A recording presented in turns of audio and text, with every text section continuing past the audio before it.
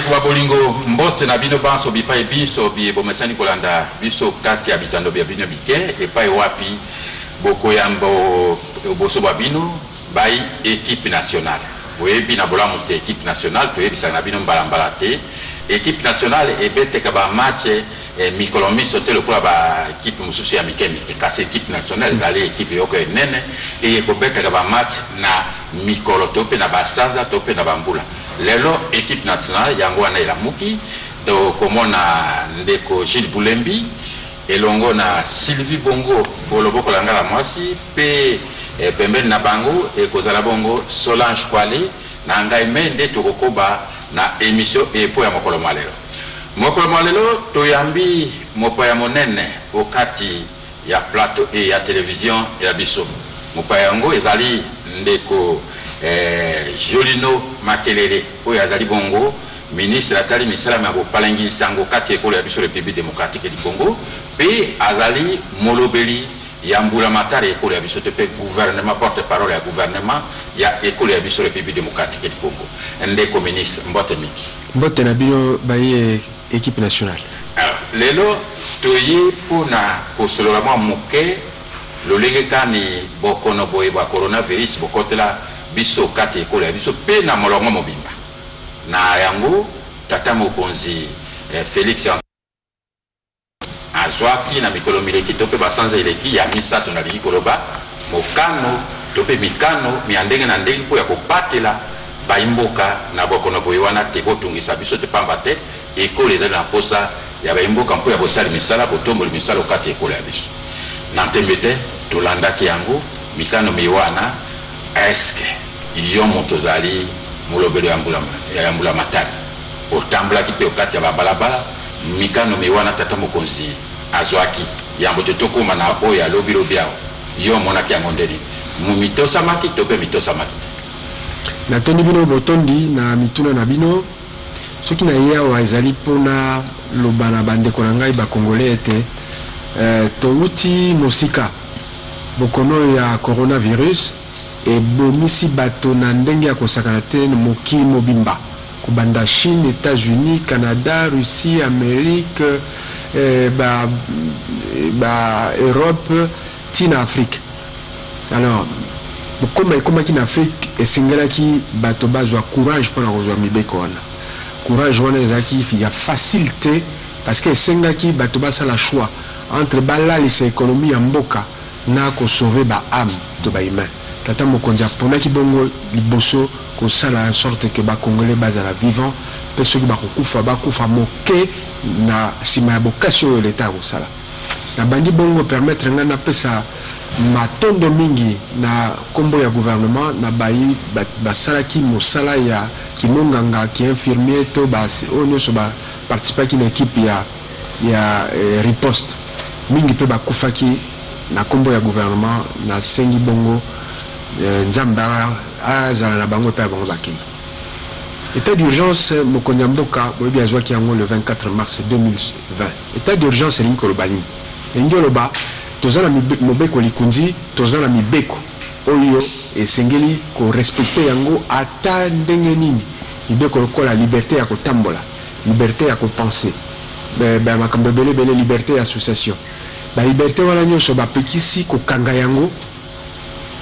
mais soki état d'urgence mobeko likunzi elobi soki état d'urgence mokonzi a décrété yango mpe aleki na parlement bapesi ye ndingisa asala yango pendant 15 jours leur wana liberté wana misusu bakoki kotouche nango liberté wana eza liberté association bamonaki liberté ya réunion ebelebele mais na mokuse tata mokonzi asalaki choix wana ndenge nalobi entre bomoi ya bakongole to bokufi na bango bomoi ya bakongole ezali kosenga bazwa bamesure mikano ya minene oyo ezali kosenga mikano wana ezalaki mpe na baconséquence ebele tokolobela yango awa conséquence nango sur le plan économique bomoni baentreprise na biso mingi elali ndenge moko na baentreprise eza na poto baactivité bata misala ekufi bato misusu balongo meme misala donc bref makambo ebelebele mais surtout esengelaki koprotéger bavie ya bakongolais je pense que tant okoma na développement ya oyo etali bamesure oyo fin ya état de siège état pardon ya urgence toloba masolo wana. Alors excellence nalingaki mwa moke ko tu na pas bato olobite opesi matondo mingi epe bandeko ya minganga bandeko basusu bapandi sango ba accompagner binoto bapandi sango bazalaki pe ko accompagner biso tosengaki na ba chaîne ba télévision par exemple mingi batia na ba programme na bango ngana yambaki bango ba chaîne ba télévision so na ba radio na sengai bango batia na ba programme na bango mingi makambo etali ko sensibiliser population tokokoma peut-être na moment moko tokoloba sensibilisation na apport ya ngai moko mais surtout nalingi bato bayeba que d'emblée coronavirus wana ezali likambo ya lisekite ezali ya solo ngai moko na koloba na bino awa nazalaki atteint nazalaki victime ya coronavirus nakotaki pe hôpital nasali kuna à peu près 10 jours na bimi bomoni ngai na perdre moins d'amba poids c'est vrai c'est normal mais naza vivant lelo na répondre mon salaire depuis presque 3 semaines nazo sala mais donc ni ko baboye soki ezui yo ko joyeux ndenge nini boli misanga na sala moi ki munganga moke soki omoni moi fièvre na nzoto oyoki moi température oyoki ba koso oyoki moi posa ko pema bani ko beba soko moni kaka elexi 4 jours eza ko silate ki mambango benga na ba numéro oyo ba pesa bino na bato basaka ina INRB zaka 101 je crois 109 110 la numéro wana benga mbango to kena bo pito na ba centre nyoso bakabola ok bata changu bazana hôpital sino congolais batu ya monga fula ti na ba parti mususu ya Selemba o bazana Monkole batu ya Ngaba Lemba etc. benali mete bazana clinique universitaire ba mususu bazana Ngaliema ba mususu na Semka. Donc bref bo sala noki na lombango soko moni fièvre eza ko sila yo nokite pendant après 4 jours yebate mbala mususu zana yango maladie yoso fièvre yoso eza kaka coronavirus te mais malamo longola risque wana ya coronavirus na okende kotala munganga oyo aza spécialiste na makambo wana. Donc ezali très important parce que mingi bakufi pona yango mingi bakufi pona ko banga kokende komona bata INRB mingi pe ezali pona soni maladie eza soni te boye bibino moko tokutana ba maladie mususu mutangi ko la soni po elekelaka mingi na banzera ya mabe mais oyo eza maladie ya koyoka la soni te ngai moko nazo ebisa bino soki nazalaki na précaution te ya komona munganga avant na mbele naza mususu vivante. La preuve c'est que nazalaki na ndeko na ngai pe collaborateur na ngai pembeni na ngai na tembe tala nzamba bengie. Donc na sengi bino vraiment bo wanga na eloko te ya solo pe bokono yo ezali na kisi mususu te à part kisi yo INRB azako pesa soko okomika bimela ongai lungwila ongai agene ongai ngadeja ongai nani ya Kongo bololo okoya kokufa lokola zomba pe soki ezwi yo esika nyonso yo kopesa mbote okosolola na bato wana mpe ezwi bango ti yango wana naza na bobangi mingi mpona bacommune na biso oyo eza reculé epai wapi télévision eza kokoma malamu te to bazana na badoute epai wapi ngai na kosala sensibilisation makasi lokola na bandaki deja totondi excellence kasi Solange Kwali oza na mwana. Merci papa Koyi, merci pe na mwana mboka Jolino Makenge ndinga ya pinza andinde loko sura na biso likambo ya yambo na kopanda kaka pe sika yemo kwa bandi pinza na maluba mukonzi ya mboka oyo mukonzi ya mboka lobeli te makambo ya état d'urgence ici tomoni atangaki ya pesi na ba date oyo bana bakozongela kelasi de quoi le 3 oyo penza makambo maike makofungwa ma partir ya le 15 tomoni ba bar pe penza ici ebandi nango ndile niveau kutu eleki babosani ke kimbu peto ese pekisaki mwa ba makele na makambo so etali baba kasi motuna nange ezali boye na ba décision wana bato ya ba église excellence lelo bango balui pona nini bango bazongisa bango na sima bapesa ba bar penza likambo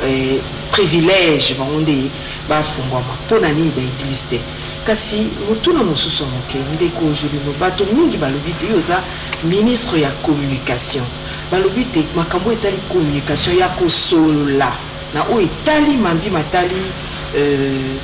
coronavirus esalemaki malamu te yango lelo tokomi lokola oleli okolela yo na nani po otangi wana ke okoregrete bato bakote ya baquartier périphérique ya Kinshasa bakozwa nouvelle te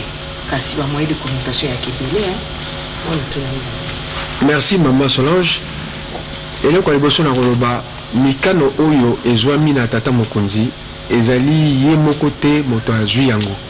c'est vrai ye mokonzi ya mboka ye nde moto akondima to akondima te mpe andimaki ezwa mabongo na mikano oyo epesami mingi na bato ya mayele baminganga oyo ya solosolo bayebani na mboka na biso mpe na afrique mpe na mokili mobimba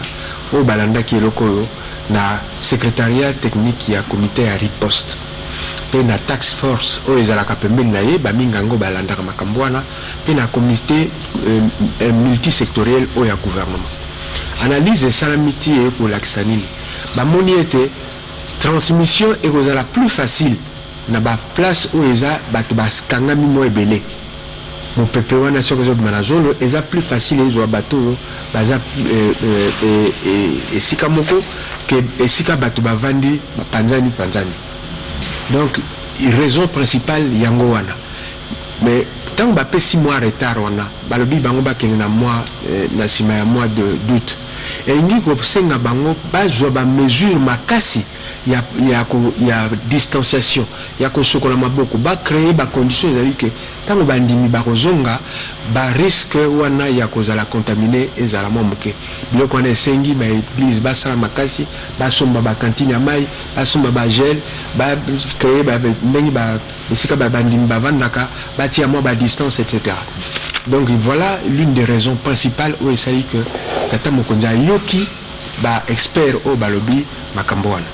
yami balé au lobby makambo ya communication. C'est vrai que moi boulou ekezalaki mokene bandeli pour la communication et bandaki na tango ba déclaration sur salamaki bilom stolebi la déclaration na salamaki na ba konzi pe ko salama su na bato baza bakotaki na bopito bali ko contester nazana na maladie te bien nazalia wa me baza ko kipenga te nyoso wana et puis na bato yo les bandeli babanaye ko loba ete bon ngana kufinde ko na biso akufi na corona te tout ça nyoso wana salaki mo mobulu esengelaki ko changer braquet changement ya braquet wana esamaki tango mokonzi mboka a constaté loko wana ayebisi ngai ministre ya communication lobi monsieur le ministre d'État, est-ce que moi égalité ou envisager communication à ndenge mosusu nalobi on va essayer monsieur le président de la République yango bomona kingai na mwa makoki na sengaki na premier ministre apesaki nga na kendaki bongo na sali changement ya communication na kena communication babengi ya proximité c'est-à-dire oyo ezolanda na cible liboso banani oyo baza na kosala résistance na makambo etali coronavirus na banquete tosalaki ezali mingi ba jeune puis ba jeune femme ba jeune maman oyo bazali entre 40 et 50 ans bango mpe bazondimandima biloko wana te alors mpona koatteindre bango c'est vrai bamessage ezalaki bozomona na batélévision coronavirus sala bageste barrière etc même na bapanneau publicitaire mais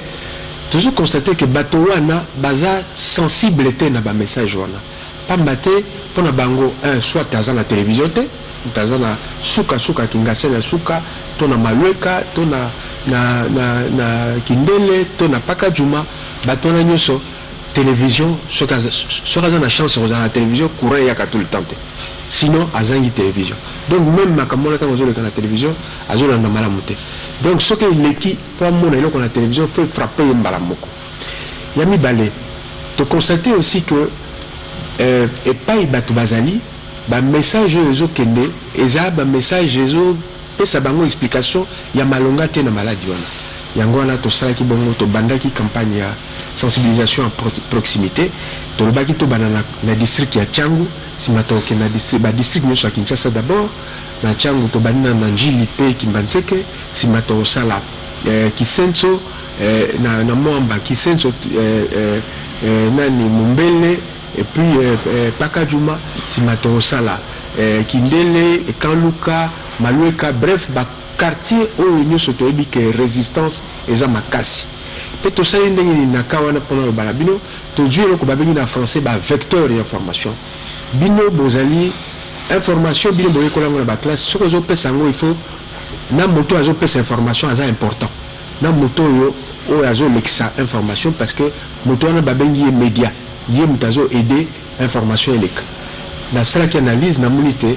bato ya bangambo wana bato bango bayokelaka bato batsalaka so moto wana bimi na information baza prebalanda bayoka ezalaki ba leader d'opinion yango na bomona kingai na yambaki bongo pe na sangisaki ba leader d'opinion ya musique lokola ba werason na ba théâtre lokola ba esobe sai ba kwikwi et puis na kendaki na bango na ti bango na salisi pe banzembo oyo basali na Inos B, basali na comment elle s'appelle encore Alèche na yemoko werason na poni banzembo wana Alèche na Inos B bazo ciblé ba jeune bazo sala tabac ya kosana te bafuta makito bayembi ofele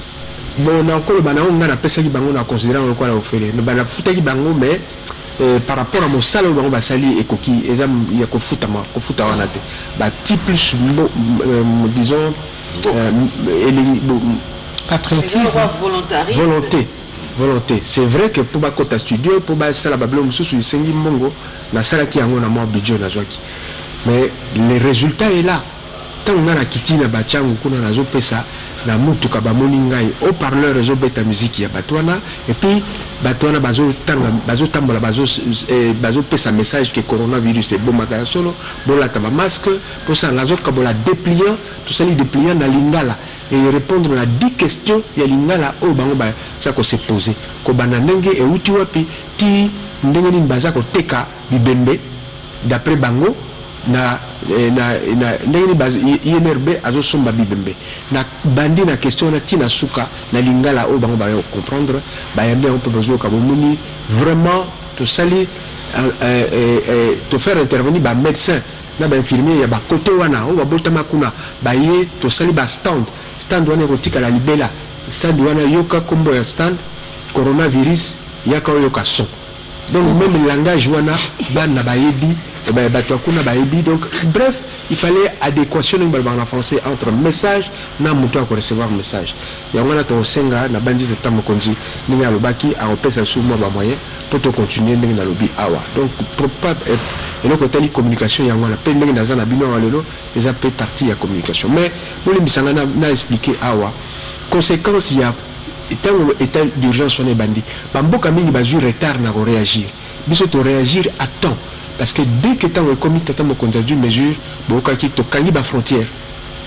Vient comme écotate, mais bateau bayaki bazalaki dans la souka pour bakota, babani ko contrôler la température, bati bango en quarantaine dans l'hôtel, bref, et puis bomonaki yango wana esalaki peke commune ya monene o ebandaki malade onezaki Gombe. Pona nini Gombe, omoni Gombe si mais commune ba ngaliema bazom pona nini? C'est parce que bateau malade yango uti na poto. Et uti na poto bateau bakendaka bazala ba moyen ya okene poto pe bazonga. Mingi so tali bavandaka ba Gombe, bavandaka ba Binza Montfleury, ba campagne, ba nini tout ça, yango na bomoni zone wana pe zalaki makasi. Parmi les mesures peut zwaki, ezaki ba mesure ya ko confiner ville ya Kinshasa, commune ya Gombe. To kangi commune ya Gombe pona nini? Parce que le col à Batoumine bavanda ikuna contact na batowana ceux qui va réglementer en côté et ko tambola makasi yango bo moni petango résultat confinement Gombe et salami makasi parce que baisse salami makasi le niveau il y a bateau bazaki contaminé la désinfecter la place peu ba magasin kangami mais ba conséquence nango c'est vrai sur le plan économique ezalaki économie zotambola sous malamuté sur économie zotambola malamuté mbongo zo kota pena l'état te mais l'état moyen ça la peut ba misala il y a classe to il y a ba social il y a bateau ezate donc tout ça président a joué qui ba mesure pour ba compagnie wana ezala affecté te ba joué qui ba mesure par exemple importation ba biloko ezalaki ba libéraliser qui yango surtout ba produits pharmaceutiques tozwa qui ba mesure ya ko aider ba société ba zo ba crédit na FPI na taux zéro, ça dit ba intérêt ba senga qui peut ba société mususu ba licencier ba tuté et sur le plan économique ba to ba du ba mesure ya ba mai na loterie qui offert pendant quelques mois. Bref, bateau peut banda côté. Donc il y avait tout un ensemble où il s'agit que et permettre c'est vrai économie d'habitation équitable comme l'économie sur yangwana lelo taux de croissance ton cause à la C à 0 donc ton cause à la peut-être n'a moins 2% mais l'économie va beaucoup comme ça mener l'équité n'a pas 4%. Donc maïle wana pour papa mokonda joie qui va Félix Tshisekedi ceux qui a joué qui a noté mais l'économie est koufi peut me la battre Sili à la Congo. Alors Gilles Boulembi. Merci Papa Koibatima. Ministre Jolino na kolanda message à chef de l'État à lobby le 15 août faut qu'on fongola ba église Tata Raphaël Martyr Fumani ba concert zongi na zui domaine ya sport na musique vous apporte parole à gouvernement sur la musique est-ce que vous avez pas précaution ni le gouvernement besoin Kofi Azobeta JB ou Rafali Poupa il y aura que 20 personnes pour éviter contamination. Tout est ça les manengeni. Match dans stade de Martyr, 20 clubs d'arène de Renaissance. Et que vous avez guichet fermé, de tout le monde a mis le championnat anglais, championnat italien, championnat Liga, ou bien que vous allez donner une attaque porte-parole au gouvernement pour éviter contamination. Deuxième question, vous avez porte-parole. Il y a un problème où ils ont se poser à gestion, il y a personnel, il y a riposte. Ça pose un sérieux problème. Là, personnellement, na bango 4 mois, 5 mois impayés. Est-ce qu'on a niveau à gouvernement, l'isolo na foot à bango et beta marate? Merci Ndeko Zulu. Et là, quand les bossons ont fait ça, il y a nous, au Italie, concert, na stade. Au Italie, concert. Et là, quand se ressemble à un lieu où il fermé, il faut des précautions et zoama. Ma précaution, par exemple, il faut batoba sokola maboko avant bakota. Il faut batoba zalaba masque tant bazokota. Ce qui est athée, police a rejoint ndingisa, il y a ko futisa batoba amende batoba ko bazako violer la disposition wana. Parce que tata mokonza tangeza la mesure d'ordre général pour l'État ya Congo. Mais beaucoup de ba gouverneur ba rejoint pas mesure ba mesure par exemple l'Italie ba mituka ba ko faire respecter mituka ba mesure wana il y a kolata masque il y a ko sukula maboko le sika batu bazali et ba okota na bus au Italie et sika ya okota 20 personnes non so ba lobi ba lever mesure il y a état d'urgence ngelo ba mesure au lieu se ko pekisa bato ba sangala par exemple plus de 20 personnes et vous allez sous-souter. Donc, tiki bateau, mais singi mesure barrière. Parce que transmission, ça la mingi na moba maito, mon peuple bimana zone auto na monoko. Yango wana, il faut et le masque ça élément capital pour freiner propagation il y a coronavirus. Donc, pour la Italie stade, gouverneur a vu la Kinshasa, to gouverneur ba mesure. Barozo mesure na bango ezali oyo akomona ke esalama à guichet fermé balakisa kaka na ba télévision eza bango moko il y a besoin de la population na bango oyo pe akomona ke afongola il faut ba précaution oyo ezali que ba mesure wana ekoka kozala appliquer sinon tokondi ekosalema te. Alors oyo etali bato ya équipe ya riposte na rasi bolanda qui ba compte rendu à gouvernement on a la salaka chaque vendredi samedi ba problème on les a posé mokonza mboka TP gouvernement toza conscient de lokona pe il y a un budget qui est prévu décaissement na un mois retard mais ndenge balbaki et ko futama pe na ndenge ngana ebeli basi ba bandaki déjà ko futa pe o eza mois retard en tout cas ils allons absorber dans très peu de temps un mois na rasi et relegate. Alors Topesa Malobana Sylvie Bongo, Yambote Tolanda Maloba président de la République, Nao Yataraki, Kofungula Nzela, Yamakamo Maiwa. Mwana mboka Jolino Makelele, ya solo biso zozwaki libakwa kuyamba yo, tango ezaka penza malade yango yaki pa makasi na kanisa na bebandeli wana kaka état d'urgence lelo oyo ozali leader politique tokobomba yango te okoloba nini na bato bazoloba ete ke bino nde bosetira la balle na lokolo parce que na moment ya état d'urgence nde yango oyo baparti politique oyo ekokamba mboka nde yango nde etelemi baplateforme minene ezokamba mboka nde yango etelemi mpona koorganize bamarche UDPS parti ya chef de l'état esalaki marche lamuka oyo ezali principale plateforme ya opposition esalaki marche lelo na ngongo oyo FCC azosala marche lobi ekozala parti oyo ya bino UNC ekosala marche okoloba nini par rapport ya eloko wana esangisaka ezosangisa bato pas parce que bato babimi par leur propre volonté mais bino balider politique botie mbongo bobeti loseba po te bobimisa bato na nzela est-ce que ezali bino moko te bosali eloko moko eza koexpose population bazali baélecteur na bino na kati ya pasi wana tokoloba na oyo etali lisusu botuna na nga mibale ezali na oyo etali makambo ya kokunda bato ya solo mokonzi ya mboka alobi pour le moment situation yango nani mesure yango tika lolenge wana c'est-à-dire moto soki awuti na morgue bakende cimetière mpe bakundi makambo esili ma côté de ça nga nakutanaki na bandeko oyo bazogere basala oyo bisika tolingaka bandeko mpona kolela bango il y a presque 800 salles à travers la ville à Kinshasa où bapesaka à peu près plus de 3 millions de dollars il y a des taxes tout bas impôts dans la caisse de l'État. Est-ce que vous tali batoana parce que bino bozali bakambi côté bosenga bozana bâton mais côté pe bosenga bozana carotte mais tout na ngami balé yango. Merci maman Sylvie et le kalboso etali ba marche marche ezali expression ya liberté ya bato wana comme mina mobeko likundi donc tokoki ko pekisa yango te principe ezali marche eza libre kasi esengeli ko informer mokonzi ya mboka oyo azali na province wana ke olingi osala marche soki mokonzi ya mboka wana apesi ya note to aboyi te marche ekosalama na yango mais soki aboyi marche ekosalama te parce que ye azali bongo l'état mbulama te c'est vrai na makambo euti koleka mikolo eleki bamarche mingi esalamaki alors que l'état aboyaki yango biso kobanda chef de l'état premier ministre pe gouvernement boyokaki yango na conseil des ministres to kondanaki attitude wana parce que un ezali kobuka mibeko ya l'état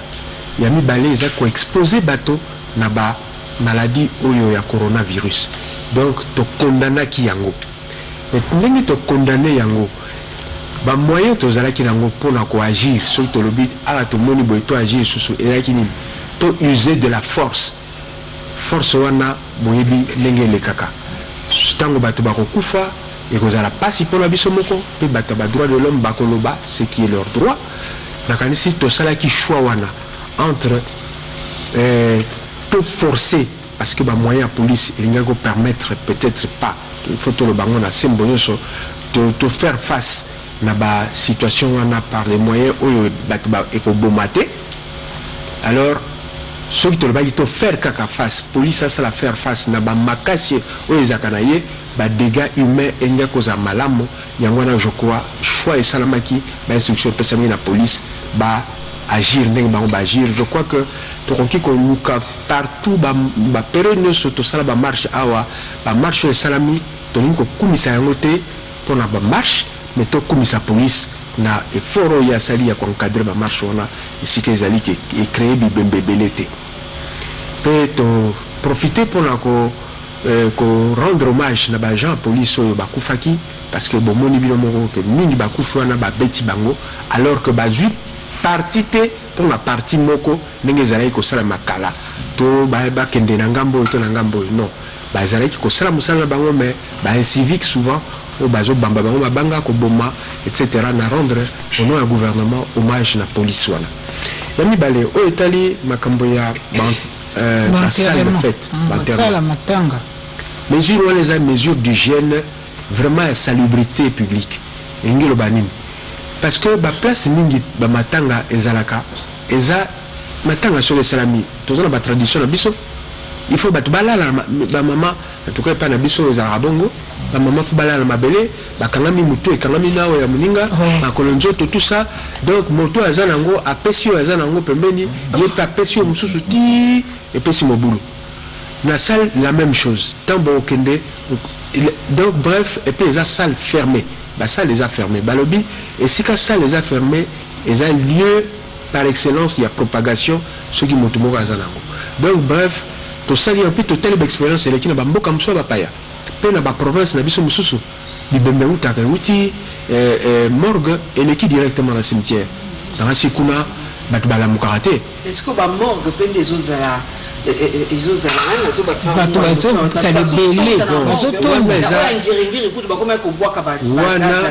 mpona wana esengeli bagouverneur bakamata mibeko oyo ezali mpona kofaire respecter bageste barrière wana ezali très important gouvernement apesi cadre mini état d'urgence eza koezala levé mais na se na yango babourgmestre gouvernement gouverneur babourgmestre bakozwa bamesure et na banzi na bamesure wana donc en attendant bandeko wana bachanger activité non c'est-à-dire dans la vie makambo mingi eyaka nandimi teke yo depuis obotama ozalaka kaka journaliste mpe osuka kaka journaliste peut-être comme conseillère en quelque chose peut-être ça peut arriver donc c'est vrai eza bamutation oyo foto esengi parce que santé publique ezali primordial eza likolo ya banécessité mosusu même économique la preuve omonaki soki papa mokonzi vous pensez vraiment que président Tshisekedi akondima économie na biso ekoma na état ya récession lelo alors que tozali na possibilité ya kozala na taux de croissance likolo ya 0 tozala ba 1% ou 2% tondima kokita na se à 0 parce que il faut abattre la momo ya bato ezaki décision facilité eza na bamboka mosusu bomoni yango bamboka mosusu ya Afrique oyo eza mpenza na kati ya mwa ebale mwa mai boyebi bamboka wana otanga kombo te ezwaki mesure wana libéralisé okisi babiju kisi ya sika balibéralisé me boyoki bango ndenge bazosala bomoni mpe bamboka minene même bachine bazwaki mesure baju d'état d'urgence na bango bapekisi bato babima ti ntango baye kolibéralize bamoni eye makasi bakangi biso mpe awa tata mokonzi il s'interdit pas ya kozongisa bamesure wana ya makasi soki amoni ke population ezolanda bamesure oyo esengeli te mpona kose protéger parce que idée na ye ya liboso ezali kobattre la population plutôt que kosala en sorte que économie ezala tout le temps en marche. Alors toyokani excellence sika boye mitune kozala mingi esika wana ezala ndenge ya bataxi bakotosa lisusu te o papa mokonzi alobi esili tozwa bato misato mine nyonso wana ezala basale de fete ndenge Sylvie Bongo alobi ezali suko ya mokili te pamba te kuna mpe ezali talo mingi koleka ndelo bato balelaki mingi ndenge moko lokola bibembe koya kolela lisusu na bandako te nyonso wana tokoloba yango toyoka nano maloba président de la République Félix Antoine Tshisekedi Tshilombo.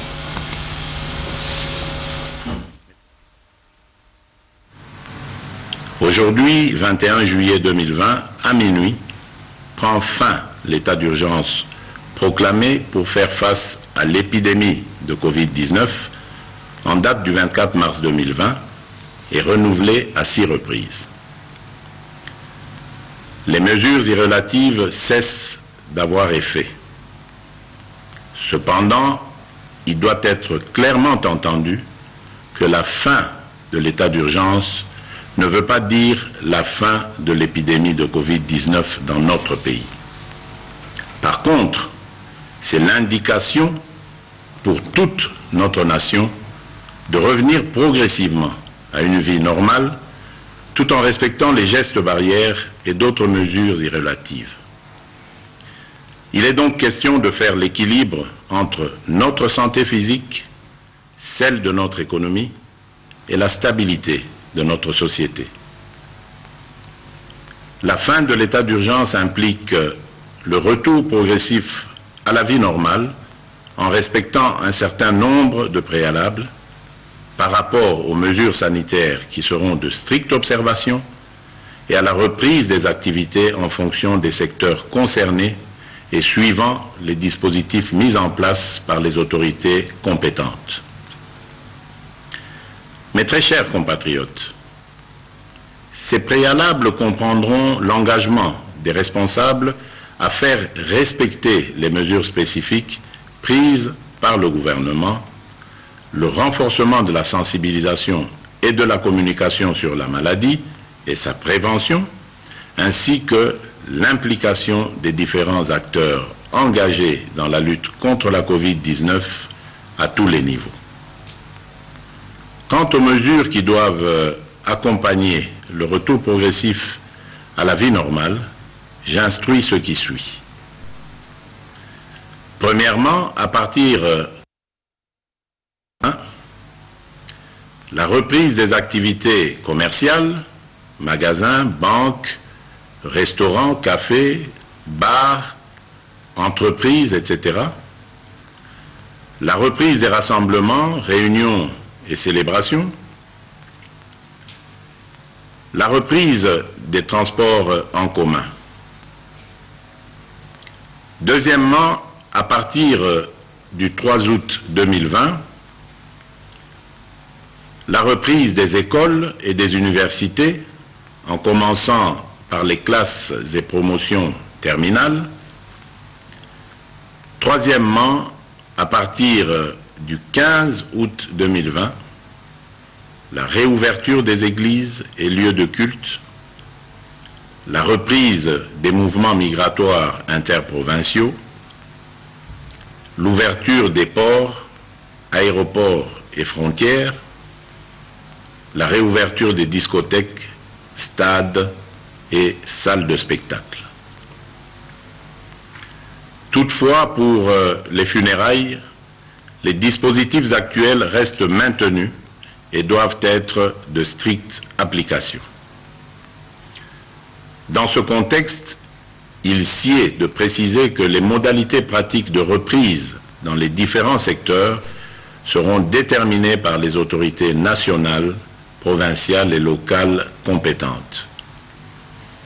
S'agissant des mesures sanitaires qui doivent impérativement accompagner la reprise, je rappelle la nécessité d'observer partout et en tout temps les mesures barrières ci-après.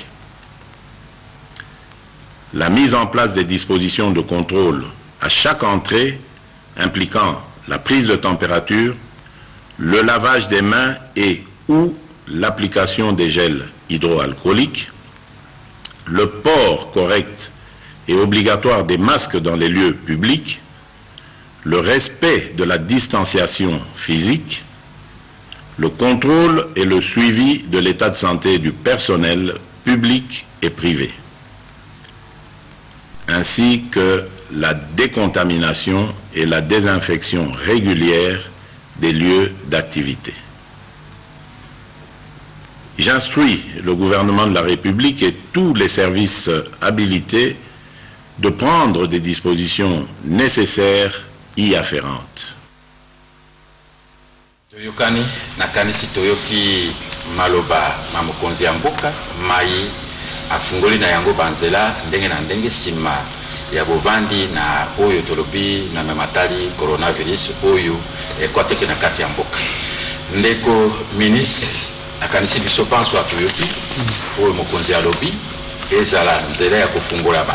babare kozoba bamagazini babanke nyonso wana transport pe nyonso wana yoko bakisa nini yango te mutuna mola. Non, avant na koma wana nalingi quand même ko rappeler ba résultat nini équipe ya riposte équipe na politique au président de la République atiaki en marche pona ko kanga makambo ya coronavirus oyo réponse résultat epesi nini.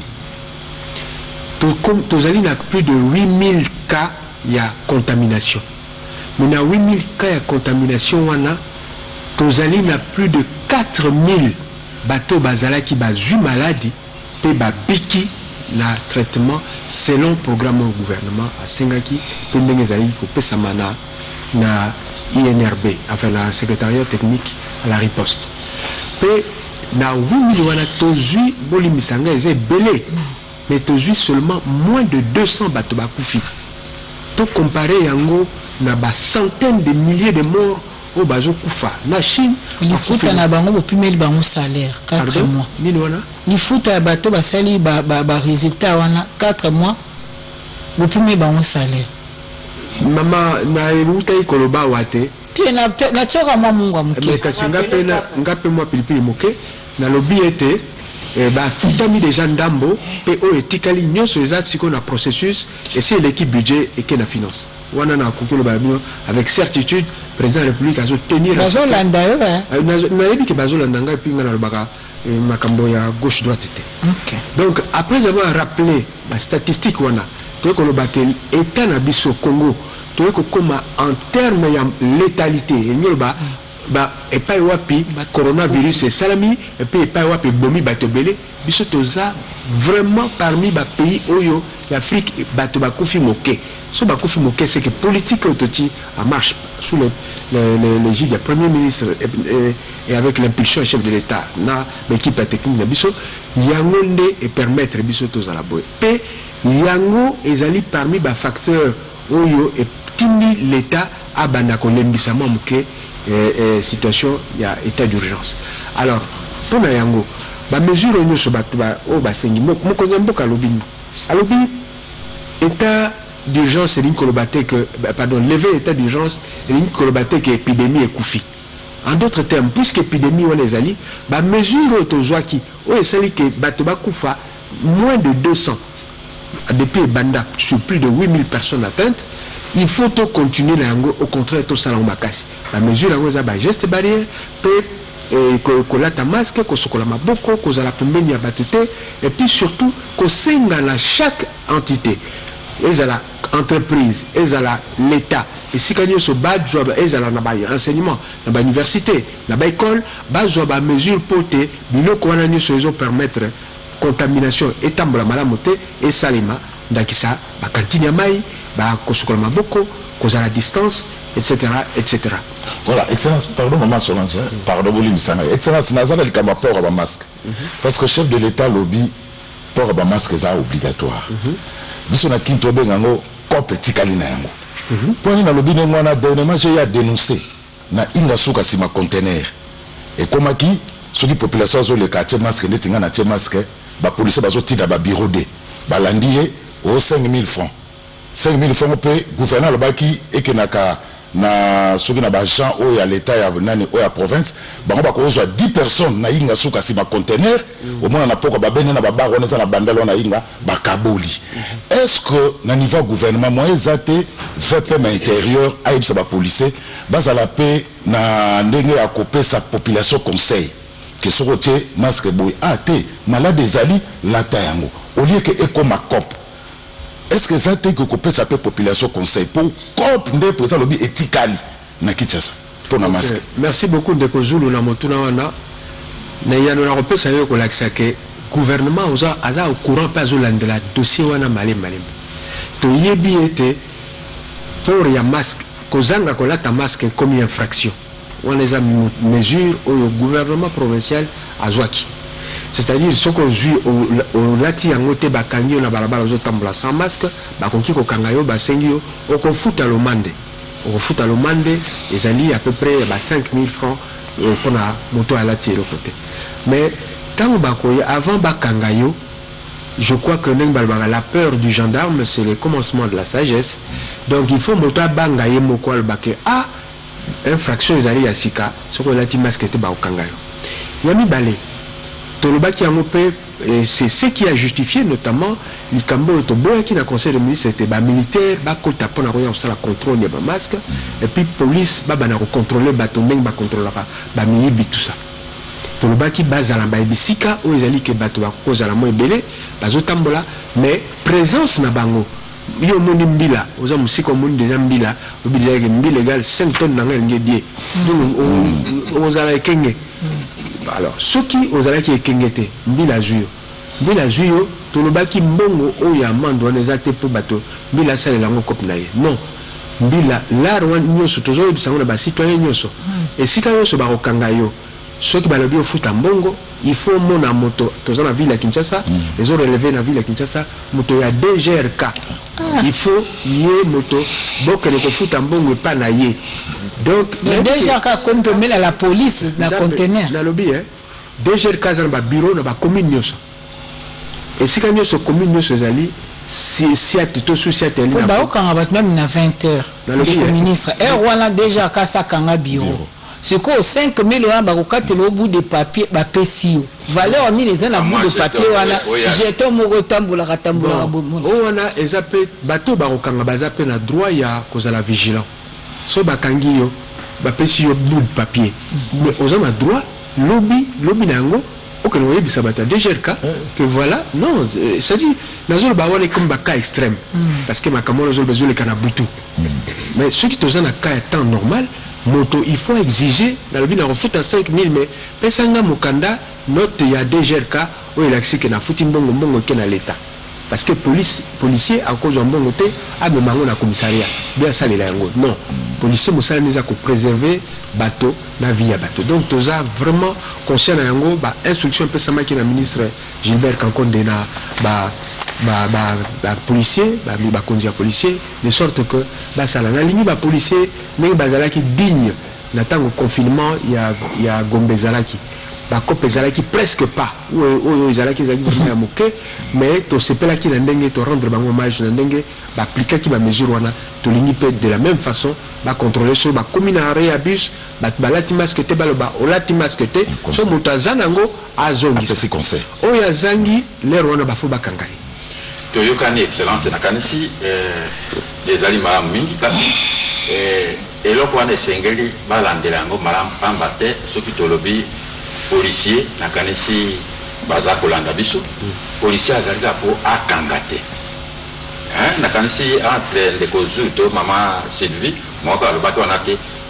liboso omoni moto alati masque na ye te obendi ye pembeni po bamosi akamataka atie yango na kingo bia asimbi na maboko obendi abi citoyen ndeko tala eloko bati po olata yango awa obandi nano na conseil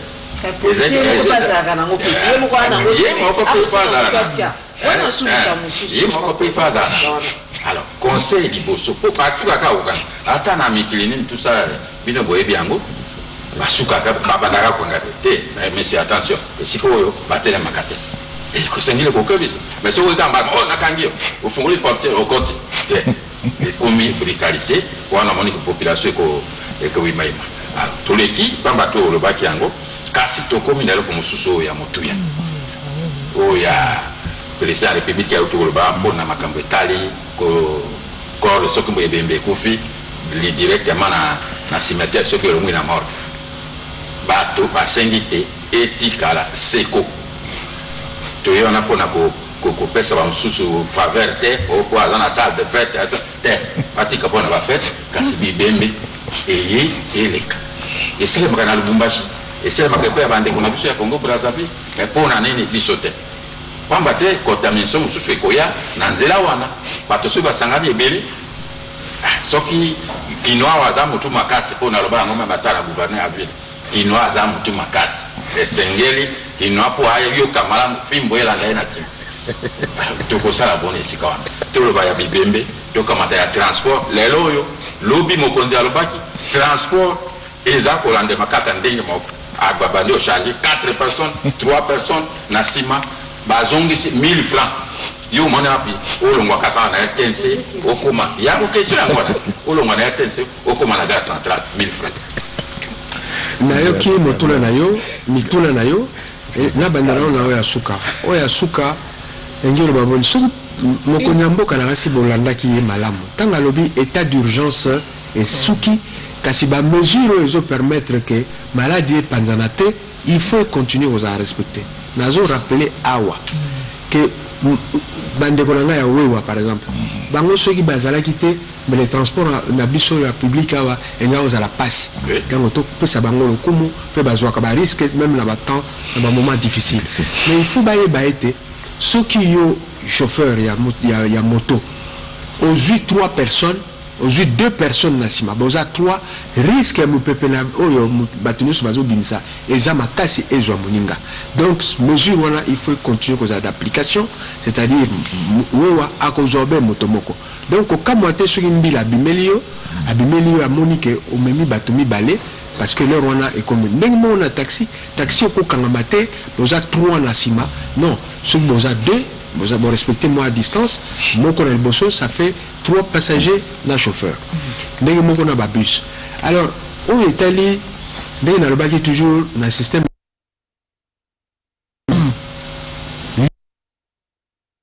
Aux autres là, pour eux, mon amagaza oya. Ceux qui ont moni bila arokanga. Mais il faut y avoir une précaution déjà. Oye baké a le quoi mais c'est vrai que faut tout ça l'effort pour bêta c'était la communication mais le qu'on a pour toute sa population que bana okanga bato balati masquete problème yami balé peut-être poser un autre mais boti kanga imo bomoni que non mais tu sais c'est mission te mais que biso dans opposant naza komi ko pour na monaki c'est le cas mais naza komi ko ça libulunga moko comme masque bato mingi balobi mais toza pe na ba possibilité ko ça ba masquete biso moko tout ça bomonaki ngai na kenda ki tango na communication à proximité na salisi na pese mingi na ba personne vivant batonga ba masque il y a les puta parce que l'essentiel des alliés c'est la masque mais na ba masque est plus sophistiqué si j'ose dire. L'état a commandé marché déjà ils ont déjà conclu il y a ba millions de masques les alliés qui kaboma na ba province presque et que ça là ofélé à masque. Donc le ministre de la santé a commandé déjà marché public c'est salami donc alors pour le reste tout ça en sorte que population nabiso bayo baba geste barrière naza ko insister ba geste wana ya on te sauver biso makasi ceux qui te boyi nabiso ko sala ba geste wana to ko sila oui maman c'est ni tellement mungu susu kaka. Non, je l'ai pas donné si ça. Oh, il ma kamboya basal. Basal. Basal, tu insistes, maman Sylvie après ça qui a tout kinga motuna wana répété yango. Et ça ma mesure il y a salubrité et puis risque il y a contamination et ça makasi. Yo maman akufeli mwana na ye na salle yo ko pekisa maman wana ndenge nini ala la pembeni bembela ye. Anandako esika matanga ezali ala la na bandako bat ba la na bango na matanga c'est-à-dire biloko na nyoso tozo lo bango nini tozo pesa teli yangana aspect communication to lobby est important donc esika to kenengai par exemple na pesa mino exemple qui na ina lopango na kuti mama balala le kwa bato na panzaki bango la pandie bango na bayo mabe na famille non mais surtout quand ça la cabinet no bako kango pendo bon na cité kawana kakate mais bakango ezali na ikolo bae boni na expliquer bango pourquoi balala suboité na comme le quoi munganga na bali expliquer mo pepe wana ndenge tambolaka ezazolo je bandimaki bakaboni kaboni muswaki vala la kiti ou muswaki la donc bref les efforts ya communication faut aussi ngana ngana tuna boya maman Solange Limbisanga moni chef de l'état tango a consacré Kimboka na maboko nzambe amataki na popularité makasi et pas basela nzambe mais na minute baza ko bae mabe na l'église nyonso par rapport ndenge ya privilégié ba refungwama par rapport ya ba église pour la bango ba biki so ba dégâts au salamité za pour bango ba jenaki basela nzambe basambeli po ba dégâts ya corona ezala makasi mingi te eza bandiko kuna ba déchets de tolandi bango ba top Congo bazali en désaccord na o mokonza mboka sala préféra fongolisa ba bar que l'église pour na kopambola ko remercier nzambe ne que corona est touché biso malgré précarité ba moyens mais ba dégâts makasi salimité okolo ba boni na lobaki yango wana bandeli na lobi biso tata mokonza zolanda mateya ya ba spécialiste bazali na INRB bazali na pembeni ya chef de l'état o batali makambo wana ya ba propagation ya virus ya coronavirus soki bango balobi ete propagation kotam ça dit que niveau bar qu'église bar et kotambola moke ke esika église o bato batombi belé o bazape bakangani esika moko pe na ba église tant musu ba ya simba moto ba imposer yo na moto ma boko to éviter sur les andengini moto on appelle sur les andengini to éviter bref ba chance to benga même ba risque il y a propagation rapide et ça plus élevé na milieu ya ba église où ils sont fermés que dans le milieu ya banganda où ils sont plus ou moins ouverts. Donc c'est parmi les raisons, les raisons principales, il y a que le président de la République a répété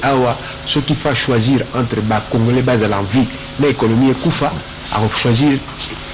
le Congolais à l'envie, mais à prouver qu'il y a des mesures où l'économie. Alors, Solange, quoi pour tous ceux qui savent? Excellence, aux alliés ministre de la Santé, aux ministre de la Finance et économie, quand aux alliés porte-parole d'avant. Donc, on y a surtout, on a eu des fruits de sa population.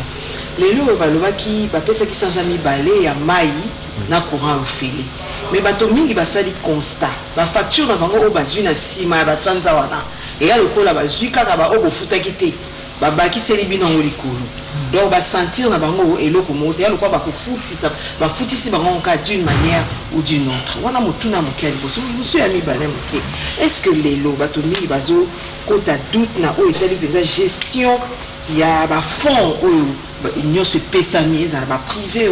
ba particulier na ba organisme ba pesi pour gérer makambo ya pandémie bazo senga lelo audit nous allons porte-parole ya gouvernement makambo les autres de gauche à droite na bato pense est-ce que les gens ont convaincu que et sengeli quand même dans ça la audit pour il y a eu à boire et à manger. Merci maman et le l'émotion itali maina lotiliki pona yango mokonzi mboka azwaki mokano alobi pona ko lokola ba compagnie zo sala soutenir ça les ole kamala monte ba salaire zo malamu te malamu to soulager bato na période yo état d'urgence ezalaki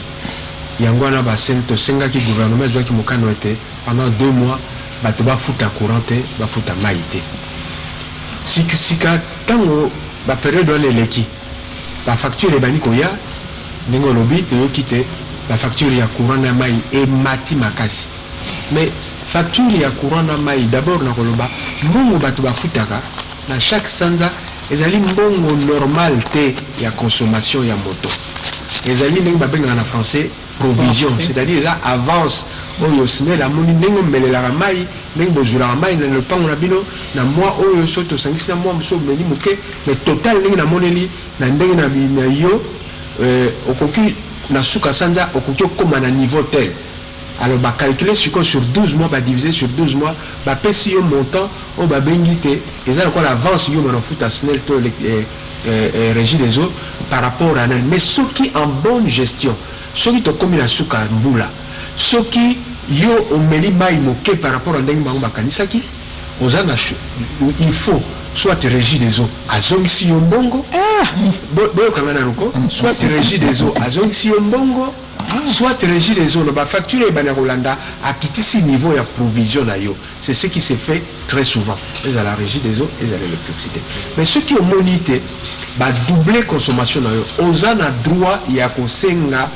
des informations et pas il y a pas dirigeant pe na zolo ba na kombo ya gouvernement aligné clarté aligné lumière ba consommateur ba la pénalité ceux qui ont ya moni azana makaka ya ndengona amona batu ya SNEL to batu ya régie des eaux ceux qui ba tambusi en malamu te biso to on va les katana bana bitando ba ko olobi malamu ngai naza SNEL te naza régie des eaux te mais le quoi naza molobeli ya gouvernement na zako pesa explication wana pe naza ko senga batu ya au nom ya gouvernement batu ya régie des eaux na SNEL baza na devoir à redevabilité vis-à-vis ya ba consommateur il faut ba yebisa bango ce qui est le qu'on a les kindeni on est tali ba fond maman c'est vrai gouvernement yemo ka décaisser mbongo belé bato mingi bazomona kaka mbongo o abimisi soki 38 millions soki 50 millions de dollars mais bozomona te manque à gagner au l'état zui tant apesi ba exonération na bato ya ba entreprise na l'état na ba impôt sur les revenus professionnels impôt professionnel sur les revenus ba prime neso wana ezali mbongo belé ba millions des centaines de millions de dollars na lingi bato ba yeba yango que tant bazo ka ba chiffre le gouvernement a pesé ko 30 50 millions faut que baki ça ba montant ba manque à gagner on a lobby surtout dans ndenge crise et continue niveau ya budget mais on est allé ba fond proprement dit président de la République a sala ki bongo fond moko pembeni na yele ngelo banini asali eloko oyo ko gérer ba fond nyoso oyo ezo uta na étranger ba fond nyoso oyo ezo uta na bateau baza mité ya malamu lokwa ba UBA ba nini tout ça ba yeba pesi 150 millions a pesi 10 000 o pesi ni nyoso fond wana muteko gérer yango pe fond wana ezo continuer ko zwa mbongo pe yango nde muteko continuer ko sala biloko nyoso yo l'état to comité secrétariat technique azana ngo besoin on a kotia ba respirateur kotia koso hôpitaux ba ambulance ba biloko wana nyoso ba mbongo wana na oya l'état yango muteko sala pe déjà gérer et ko rendre ba compte d'ailleurs Nicolas Kaka yemoko ministre santé senga ki bongo basala audit ya ba mbongo nyoso l'état zui donc chaque mbongo ezala nga muke na zui na sala mo ndambo ya campagne awa naza na obligation nga ba ibanga bana kala molanga pembe donc naza ngana iba te wala ibana bana kala bana sala nga kala naza bongo donc na rendre compte chaque franc dans le but de pesaki bateau et le hôtel bateau tel la salle ici va dépliant la salle ici va banderole la salle il faut la justifier à 1 franc près voilà pourquoi nous avons encore nous avons rappelé awa dans l'Italie bana classe vous évitez bâti retour na bango le 3 août il y a la classe bon tosenga ndenge papa mokonjarabi ba responsable bazo ba mesure au ezali surtout dans l'école primaire bana ba wero sakana ba récréation ba osala donc il faut vraiment ba mesure wana ya ko sokola maboko ezala vraiment makasi ya ko zo température mwana nyoso température neza likola ba 38 degrés a ko kota classe il faut batala avant na ndako total et puis surtout ba mesure wana na université ko ezala pareil ndekonanga ministre ya enseignement supérieur Thomas Louaka a quoi annoncé ma mesure mais je crois que parmi ma mesure on a éviter botala ko la bateau ba Bikampa so Bikampa amphi ya kapa le grand amphi liburu grand liburu ningi bat ba kuma otonda so ba lui ba fonga ba mo ya ma plein donc yangwana il faut ba robanda peut-être na ba ndenge moko na ba enseignement primaire ndeko wili ba konga ko lobela bino na kanisi ba robanda na ba école bali ba suki ba comme na suka 6e primaire ba to ba sala ba examen d'état ba banana na bango bongo ba mususu to kotala na ba université ko banda ba to ba sala ba thèse de doctorat ba zo sala ba faire un cycle peut-être ndenge wana mais surtout na province parce que mingi to lobi ka Kinshasa la province eza ba province mususu eza atteinte te ba province wana ba refungola ba école ba classe et pas wapi o ezali atteinte ba Rolanda Mibeko ndenge gouvernement assez toyoka ni excellence na kanisi ngonga ya biso kopi équipe nationale epesio matondo mingi na ndenge bomesene tango isoko ya nona na mbela ya émission ya biso pote toyebisa population ezali kolanda biso na bokebi bonso mai mazali koleko kati ya mboka mingi na yo etali mikano mi président de la République auti bon koloba na kanisi excellence azana mwa liloba ya suka ezali bongo ko senga bato sa Mibeko mais surtout na epai malade wana utaki ba pepo ekofunga ma aéroport ekofunga ba frontière ekofunga mais kofunga wande mokonja mboka lobi to lever état d'urgence mais ba mesure ezali toujours au contraire gouvernement le biso ko senga bato nyoso balimba kende ko tambola ba mboka mopaya peut-être pour ba $30 ba paya wana peut-être ba ko senga ozala na mokande zo la $30 na bokolongono te ezali pardon kolongono peto ko senga bato ba ko uta ba mboka mopaya soko ya wa fozala na attestation son certificat l'établissement moko agréé vraiment reconnu oyo ko lakisa ke tango matina pepo ozana bokonote po toya te otamusa bokono ndenge zalaki na bato ba uta poto c'est vrai eza ko senga ba charge parce que ko sala même attestation wana ko sala ba examen wana et senga ka mbongo donc il faut moi eloko moke pesa la pona bato wana merci totondi botondi excellence balandi ba deko panso be kozali kolanda biso na koliki ate tolobi polele manso malobami tokomi na suka topesi matondo mingi na ministre ya communication pe media Jolino Makelele oyo ayanoli pona mbela ya biso pe bande ba équipe nationale Sylvie Bongo Gilles Boulembi elongo na Solange Kale kwali biso banso totondi mlo botikalama. Clément